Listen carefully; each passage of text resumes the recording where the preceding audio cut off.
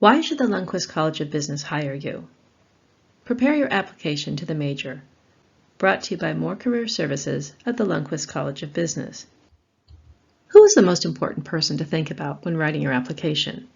That would be your audience or your reader. If you're applying for a job, that's likely the hiring manager. When you're applying for the major, that would be the admissions committee. Remember that the audience has certain skills, attitudes, and education requirements that they are seeking. Then there's you, with your education, your experience, and information relevant to your candidacy for the business school, where what you bring matches what the audience is seeking is called alignment. The stronger your alignment, the stronger your application. What is your audience looking for and how do you know? If you're applying for a job, you look at the job description. Similar to a job description, Undergraduate Programs has put together a list of qualities that they're looking for in applicants. These are called the holistic admissions requirements. Take a minute to read through this list. Then, just as you would with a job description, note the keywords in the list. Keywords refer to specific words in a job description that describe the skills or experience a company is looking for. When a hiring manager is reviewing resumes, they may look for keywords to see if you are a match for the position. Here are some keywords that we identified. That would be quantitative, written, analytical, oral presentation, clarity of purpose, leadership, global mindset, overcome obstacles, leveraging resources and opportunities, entrepreneurship, and cultural competence. Where do we want to make sure these keywords show up?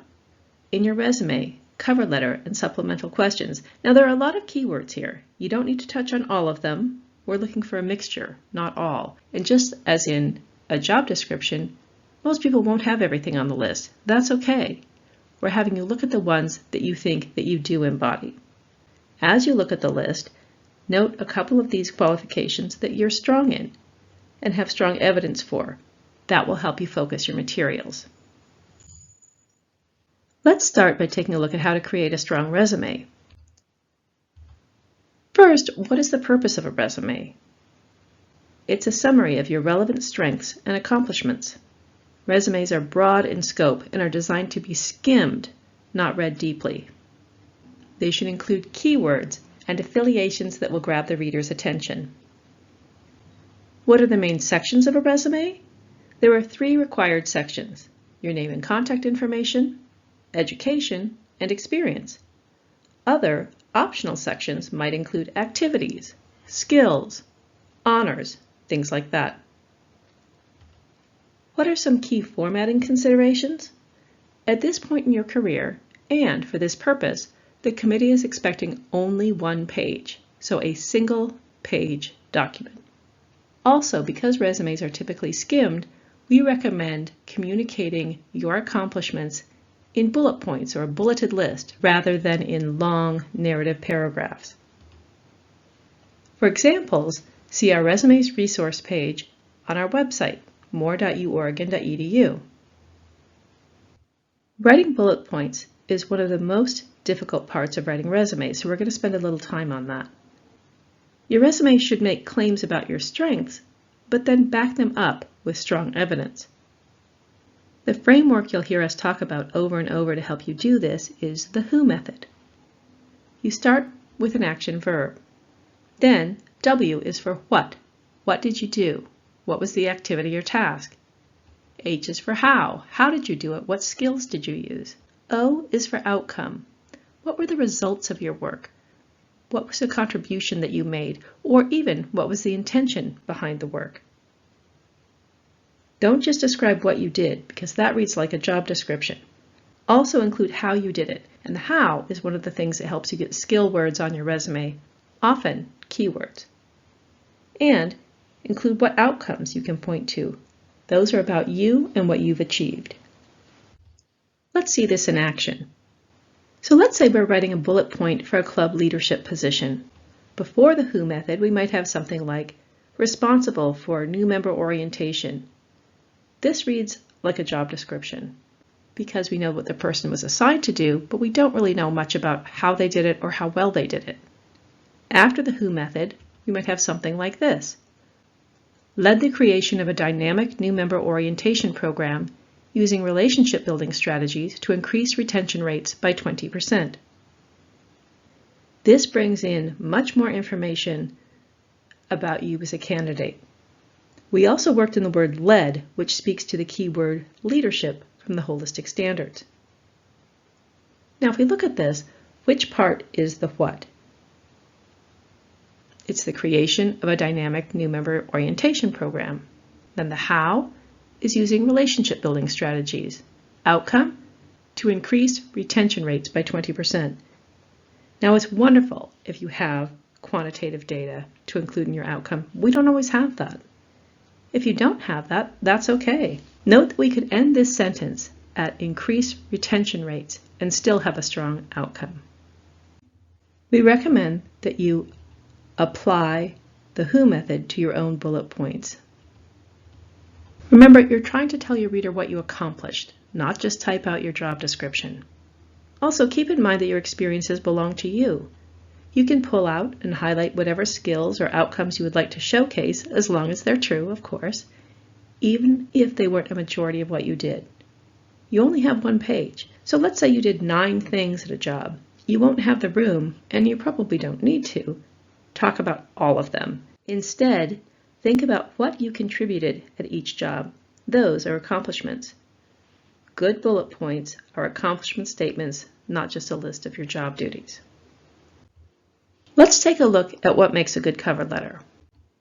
What is the purpose of a cover letter? Whereas the resume is broad, the cover letter is deep. Here, you want to choose 2 of your best strengths that the audience cares about and tell compelling stories to support them. You also want to explicitly connect those strengths with what you're applying for.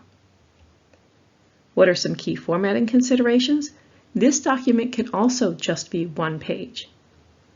The committee has asked for a letter, so it will need to be in letter format with a greeting and a sign-off. It will also need to have paragraphs. That gives you a good chance to showcase your good persuasive business writing skills. So remember, the prompt is, please describe how you embody a strong combination of the skills from the holistic standards and why the Lundquist College of Business should hire you. Be sure to keep thinking about alignment. General cover letter samples can be found on the cover letters resource page on our website, mohr.uoregon.edu. Now, to help you decide what selling points to showcase, go back to the holistic requirements. What items did you select that you wanted to communicate? Remember alignment?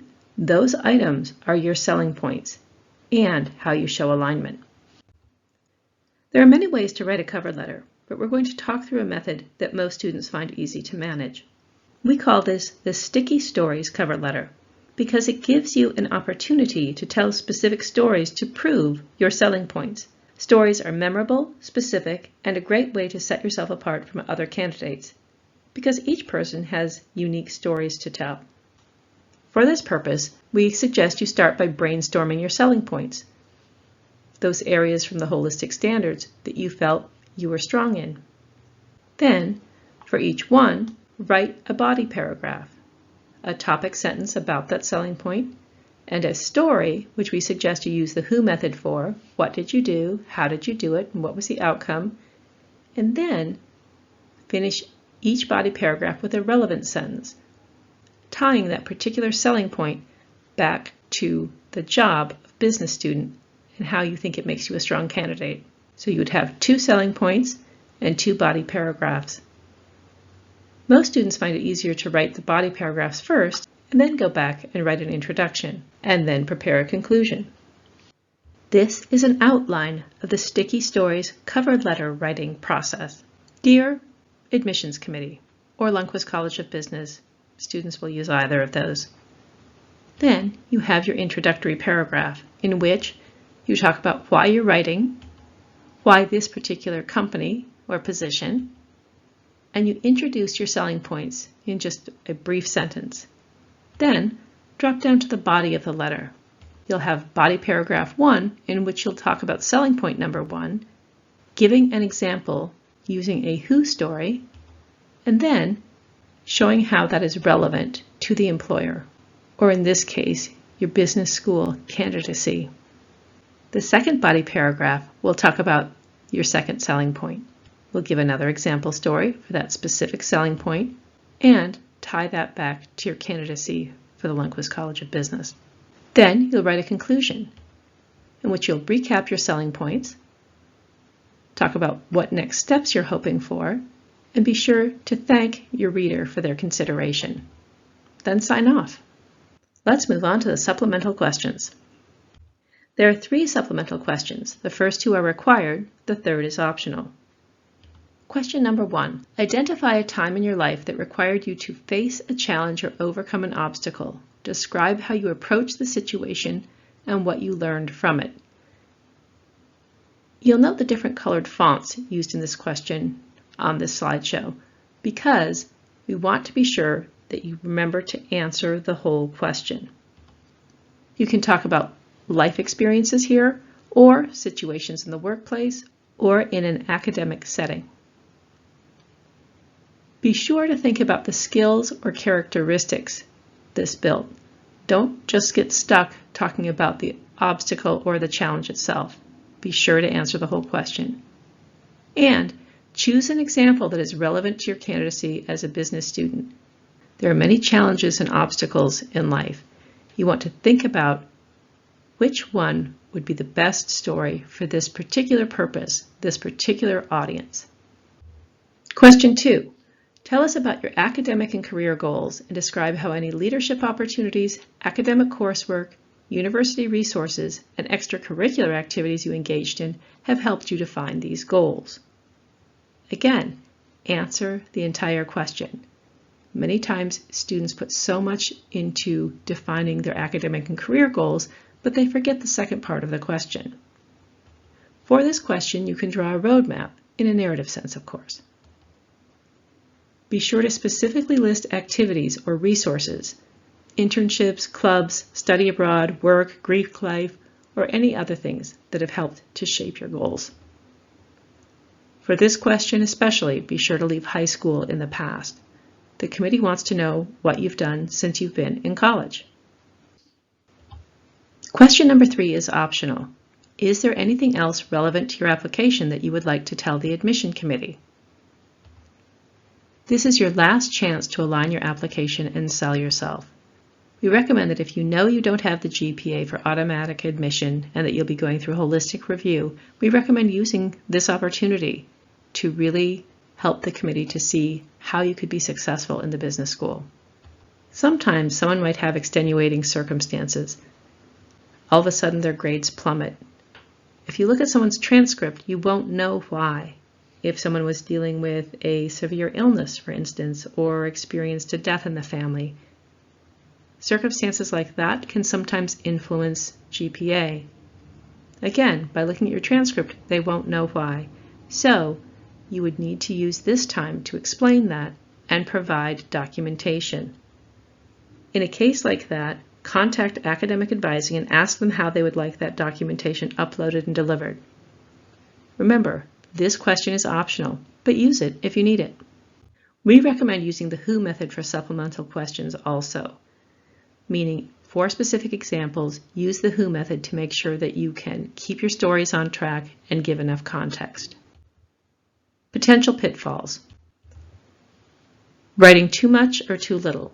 There's not a specific exact word count that's the right one, but know that generally a good robust answer will be between 250 and 400 words. Lack of professionalism. Spelling errors or the autocorrect gone wrong, wild fonts or colors.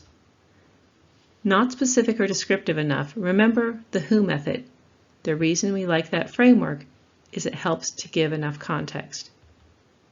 Leaving out extenuating circumstances. Remember that the committee won't know what happened if you don't tell them. Making it all about high school. Or blaming others. This can happen especially when you're talking about a challenge or an obstacle. Those can sometimes be painful memories, but remember to answer the whole question and be sure to focus on what you learned from it. Next steps. If you have a 3.0 cumulative GPA, including transfer work, and a 3.0 in the pre-business core, there's the courses listed there, that would be automatic admission. However, the committee will want to see that you've taken this assignment seriously, even if you have the GPA, and they are actually doing you a favor by making you complete this assignment. When it's time to apply for an internship or job, you will need a basic resume and cover letter to start with, and this assignment provides that. Now note that if you need a grade higher than a C- in the pre-business core, that is not automatic admission. Timeline. The application is due by 11:59 p.m. on Friday of week 1 for fall term, winter term, and spring term, but do not wait until then to submit it.